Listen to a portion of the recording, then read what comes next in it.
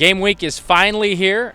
We're here with Coach Bruce Barnum, and the Vikings will be playing Washington State this Saturday. Coach, let's talk real quickly about everything that's gone into this. How excited is everyone to get onto this big stage? Not only is it a season opener, it's against a Pac-12 opponent. It's on national TV. That's got to be pretty exciting for the players and for yourself. It is. Great venue. College football Saturday. Mike, they're going to have a big taste of it. In the West, the largest conference is the Pac-12. So, and we're in it on first week. That's exciting. Okay, now talk about your players. A lot went into deciding your depth chart here in the past week. Obviously, a lot of discussion on quarterback. We've made a change at quarterback. A new guy's going to be behind center this year. But talk about what went into choosing Alex Caressa and also the roles that the other quarterbacks are going to play. Great question. Again, I wish that decision was easy, but it wasn't. I wish you could push buttons and somebody figures it out for you, but a lot went into it. Production, off the field, on the field, leadership, everything. We took the whole gambit. I went with my gut feeling, and I chose one. So the others you will see. Alex is our starter for game one, but you're going in one package we have, actually, you're going to see 3 of the guys who are in competition on the football field. I thought about doing 4, but I said, we'll put Kieran over here. We don't want to get. You'll see Paris, Josh Kraft, and Alex actually in some of our formation groups. So that'll be fun to watch. We need to get the ball in those guys' hands. They're good athletes, and I want to see what they can do with the football. Okay, and talk about your style a little bit. An offensive coordinator for a long time, and you're a guy who kind of likes to roll the dice a little, try a few different things. Obviously, you're doing that by putting a couple of quarterbacks on the field at the same time. Would you characterize yourself as a little bit of a gambler there on offense? I don't think so.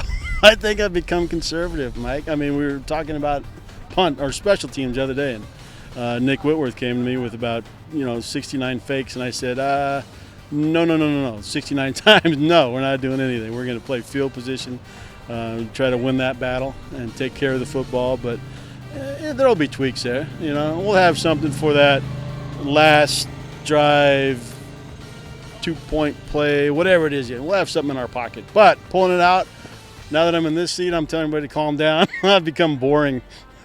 Well, that's because you're at the top of the heap now. You have to take ownership on all of those decisions. Okay, let's talk about positions in general. Some positions you feel good about on the field. Tell us about a few of those and maybe a few areas of concern now as camp comes to an end. We go into week 1. That's a question for after game 1.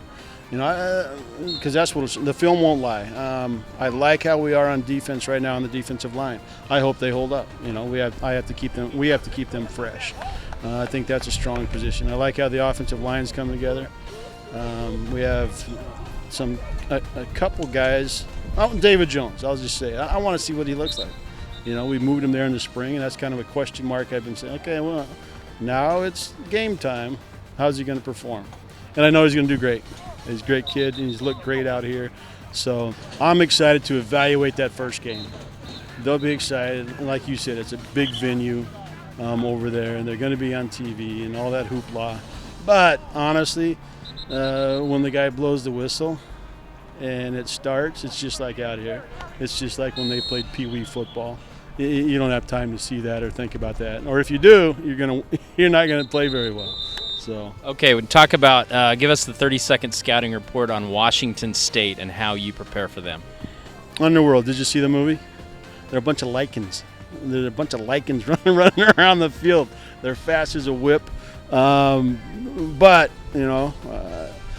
we have a plan. They have a couple guys up front. They have 2 guys on defense. Defensive tackle.